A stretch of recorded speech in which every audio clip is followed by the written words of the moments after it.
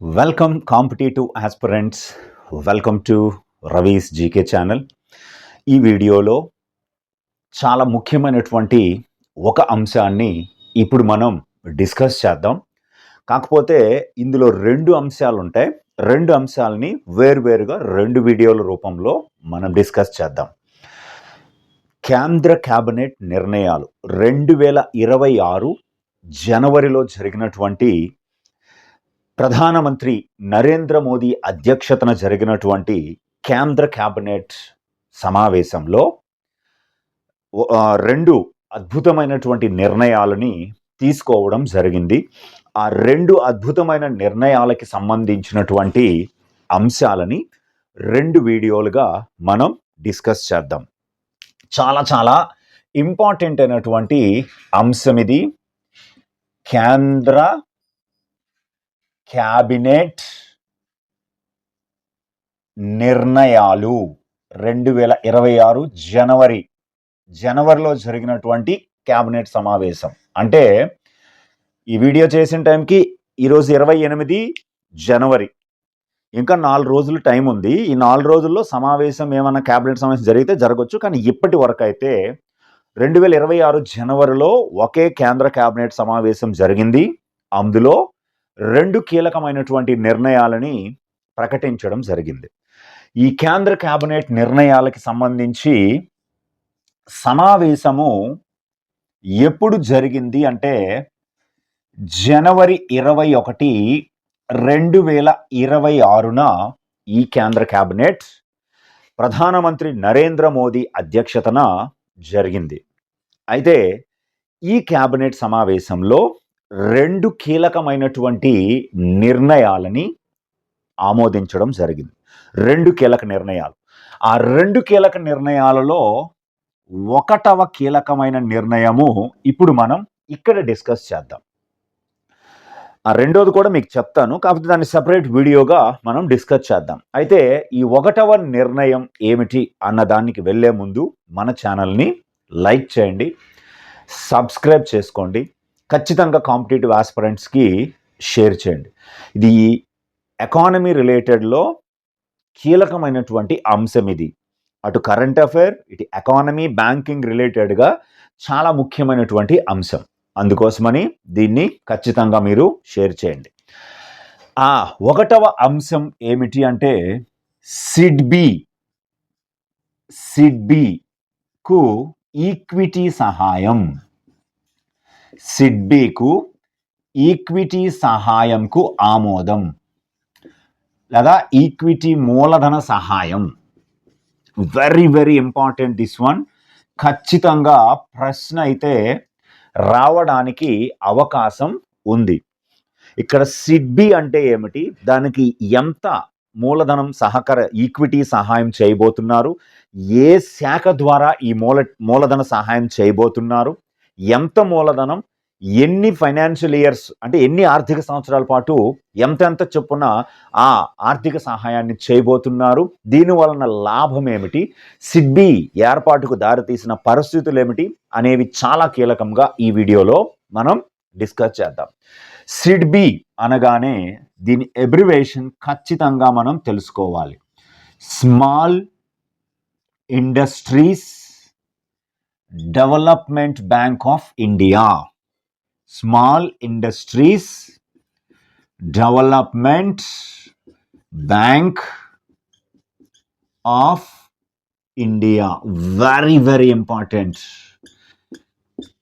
SIDBI, చిన్న పరిశ్రమల అభివృద్ధి బ్యాంక్, భారతీయ చిన్న పరిశ్రమల అభివృద్ధి బ్యాంక్ అని మనం చెప్పుకోవచ్చు. చాలా కీలకం. అయితే కేంద్ర కేబినెట్ తెలిపిన ఆమోదం ప్రకారం చూసుకుంటే ఈ సిడ్బీకి 5,000 కోట్ల రూపాయల ఈక్విటీ సహాయాన్ని అందించనున్నారు. 5,000 కోట్ల రూపాయల ఈక్విటీ సహాయాన్ని అందించనున్నారు. ఈ ఈక్విటీ మూలధన సహాయాన్ని వచ్చే 3 ఏళ్లలో అంటే 3 ఫైనాన్షియల్ ఇయర్స్లో దీనిని ఇవ్వబోతున్నారు. చాలా చాలా ఇంపార్టెంట్. వచ్చే 3 ఫైనాన్షియల్ ఇయర్స్ అన్నాం అంటే ప్రస్తుత ఆర్థిక సంవత్సరం 2025-26, తదుపరి ఆర్థిక సంవత్సరం 2026-27, ఆ తరువాత ఆర్థిక సంవత్సరం 2027-28, 3 సంవత్సరాల పాటు. అందులో మొదటి సంవత్సరంలో చాలా కీలకమైనటువంటి అంశం. మొదటి అంటే ప్రస్తుత ఆర్థిక సంవత్సరంలోనే 3,000 కోట్లని ఇవ్వనున్నారు సహాయంగా. దాని తర్వాత 2026-27లో 1,000 కోట్లని మూలధన సహాయంగా ఇవ్వనున్నారు. మిగిలిన 1,000 కోట్లని చివరి 2027-28 ఆర్థిక సంవత్సరంలో ఇవ్వనున్నారు. చాలా ముఖ్యమైనటువంటి అంశం. అయితే ఈ ఈక్విటీ మూలధన సహాయం సిడ్బీకి ఏ విభాగము ద్వారా అందించనున్నారు అంటే డిఎఫ్ఎస్. దీన్నే మనం డిపార్ట్మెంట్ ఆఫ్ ఫైనాన్షియల్ సర్వీసెస్ అని పిలుస్తారు. ఆర్థిక సేవల విభాగము. Department of financial services.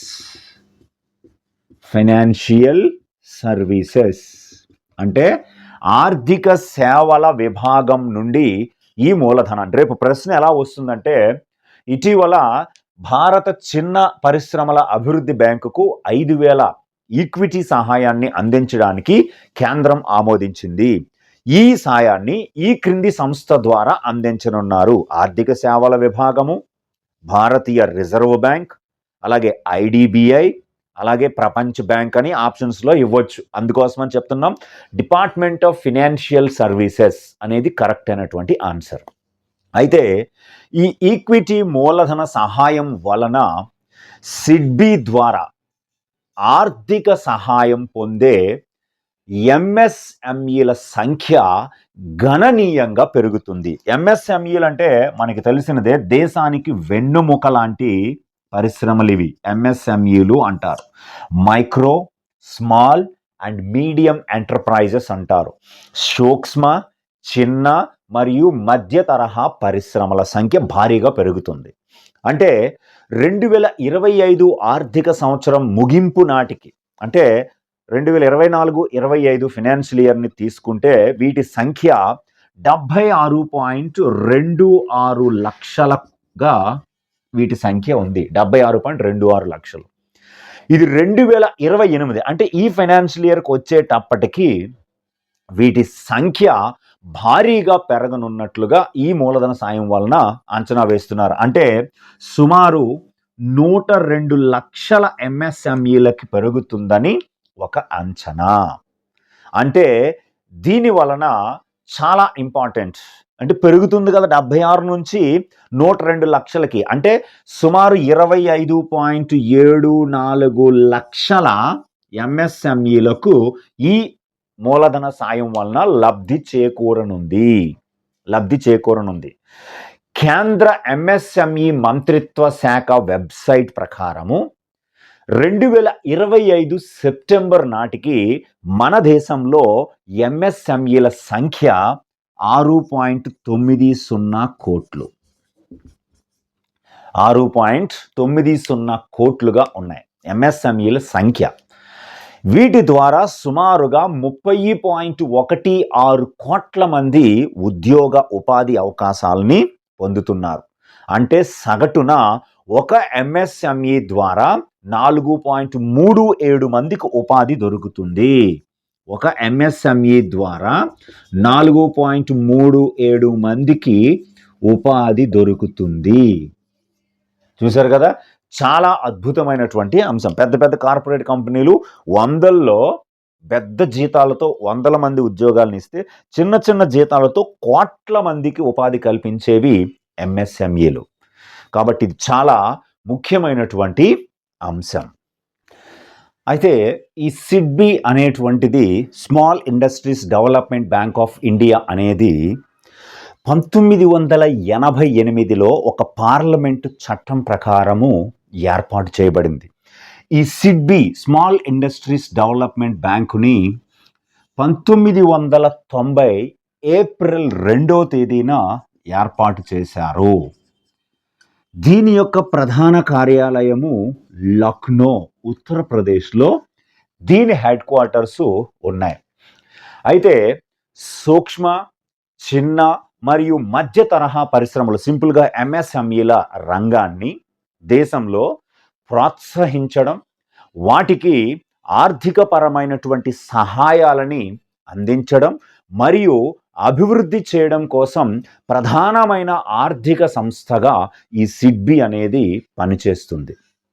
అయితే ప్రస్తుతం ఈ సిడ్బికి చైర్మన్ మరియు మేనేజింగ్ డైరెక్టర్గా సిఎండిగా మనోజ్ మిట్టల్ పనిచేస్తున్నారు. ప్రస్తుతం సిఎండి మనోజ్ మిట్టల్. ఇది కూడా చాలా కీలకమైనటువంటి అంశం ఇది.